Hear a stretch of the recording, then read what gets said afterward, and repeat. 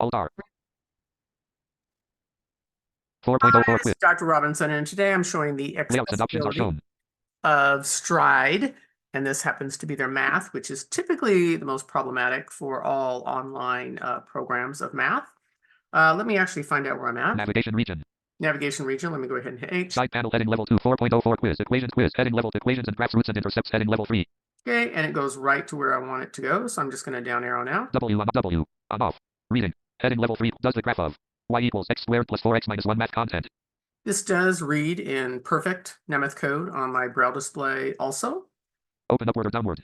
Okay, I have told the students these are radial buttons. You can see I already answered this one. So after the question is completed, I have them hit A, but you can also just down arrow. Group start responses. Does the graph of italic small y equals italic small x 2 4 italic small x minus 1 open upward or downward.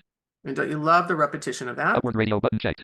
Okay, and it's checked, but I'm going to just show you how you can hit A. Downward radio button not checked. Okay, and if I wanted to check that one, I could.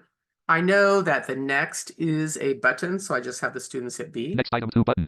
And they hit enter. Enter. Unavailable. Main region. 4.04 quiz. Equations and graphs roots and intercepts frame. Quiz. Heading left. Does the vertex of y equals 2x squared minus 3x minus 2 math content. And once again, it just goes right back into reading the math problem, and the student can read it on their Braille display to really think about that, and they can just continue on from there. And that is how easy and accessible Stride Academy is online. That's learning.k12.com if you need a math class to take for your school.